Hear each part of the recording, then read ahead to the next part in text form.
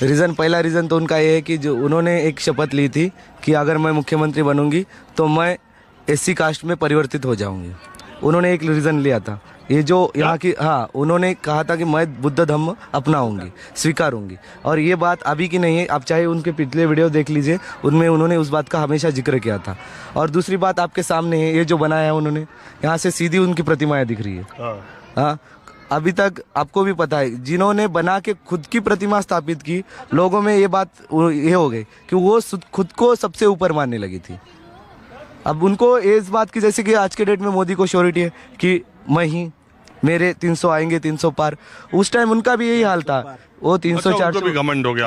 हाँ, उस बात का उनको भी घमंड हो गया था कि मुझसे बड़ा यहाँ कोई नहीं। 4 बार सरकार आने के बाद हर किसी का हाल वो हो जाता है, उसमें उनका कोई दोष नहीं है। पर वो बात उनके मन में ऐसी घर करके बैठ गई कि अभी ये जो है सब कुछ मेरा है, मेरे हिसाब से होगा, मेरे हिसाब से आएंगे। इस बात का उन्होंने मुंह तोड़, यहाँ की जनता ने उनको आंसर दे दिया कि जो जिसके दिन आते हैं उसकी रात भी आ सकती है। आप कहाँ से आई हैं? महाराष्ट्र। आप भी इसी बहन जी के बारे में क्या सोचती है? हाँ, अच्छा सोचती है। अब उनका पार्टी मराठी नहीं आती हमको, हिंदी नहीं आती, मराठी आती। तो हम मराठी समझ लेते हैं। बोलो।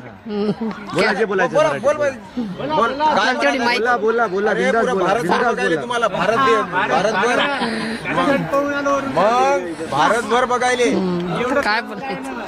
आज काशीरामांची जयंती आहे ना, त्याच्यासाठी मी तुम्हाला कोई बोलो। शुभेच्छा देतो म्हणून। आज काशीरामची जयंती आहे, त्याच्याबद्दल तुम्हाला शुभेच्छा देतो। चलो ठीक है, अब कुछ और लोगों से बात करता हूँ। काशीराम ने जब राजनीतिक शुरुआत की, यानी DS4 और BSP बनाई, तो ज्यादातर उनका मुद्दा ये था कि वो मनुवाद के खिलाफ एक लड़ाई लड़ रहे हैं। हालांकि वो कहते थे कि उनकी लड़ाई ब्राह्मणों के खिलाफ नहीं है, लेकिन मनुवादी व्यवस्था जिसमें जाति के आधार पर इतना उत्पीड़न और शोषण किया गया, लेकिन मोटे तौर पर ऊंची जातियों के खिलाफ उनकी लड़ाई थी, जो BSP के तौर पर शुरू हुई। लेकिन धीरे धीरे चलते चलते, कहा जाता है ना कि समय काल परिस्थितियों के हिसाब से जो संस्थान या जो पार्टी या जो व्यक्ति नहीं बदले, वो तरक्की नहीं कर सकता।